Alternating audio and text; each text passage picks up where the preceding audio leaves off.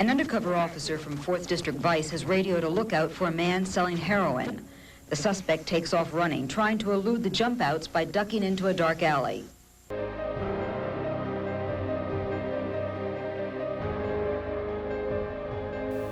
DC, leaders at the time, their attitude was, oh, that'll never happen here. This is DC, this is not New York, this is not Philly, this is not Baltimore. And before they knew it was too late. The streets, man, it's like the streets was just calling. I got tired of waiting every 2 weeks for my mom to get paid. It was, money was funny at home. Why I did it, because I was making a lot of money. Seeing that picture of my son's father in the morgue, and then for me to see my son, and that same devastation, that same thing, was mind-blowing.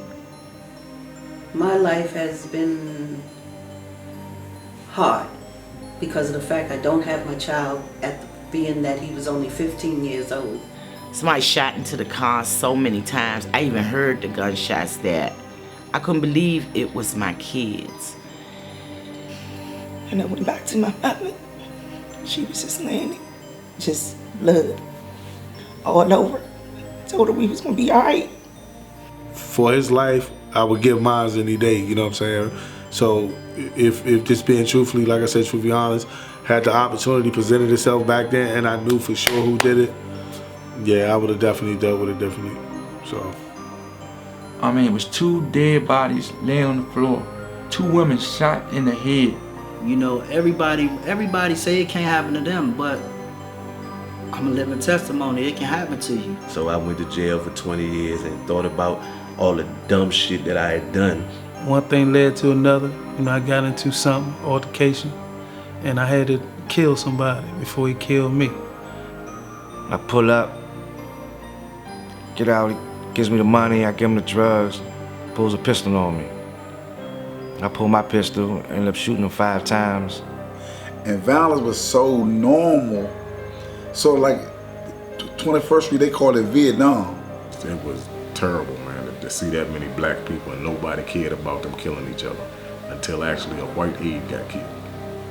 I thought I was gonna be in Lincoln Monument walking around and greeting tourists and all that.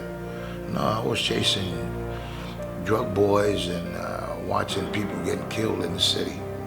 I finally get the door kicked open and we get it squared up and the gun battle's on.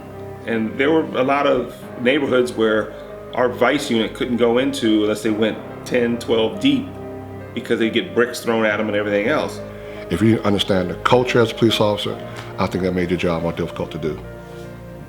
As I was doing the chest compressions, Rod Burke was doing the mouth-to-mouth, and to see each time he gave Brian a breath, he'd have to spit Brian's blood out because he was breathing through the mouth. Sometimes you go to scene and there's a guy you knew since you was a kid, got holes all in him. You're like, oh shit, what happened here? Case where a whole family was killed, sister, brother, and her son, and they were killed by the boyfriend. When he goes into the apartment, shoots the grandmother, kills her, shoots the guy that's taking care of her. So notifying the next of kin that their loved one has been murdered is the absolute hardest part of the job. Where 2 children had been taken into the woods and they were actually beat with a metal object, and it was a heart-wrenching situation. And he was a notorious murderer in our District of Columbia during that time. And he said that he had a problem with one of our police detectives. In order to walk up into Simple City, if you did not know the signal, you didn't whistle the right signal, you could be shot just walking up.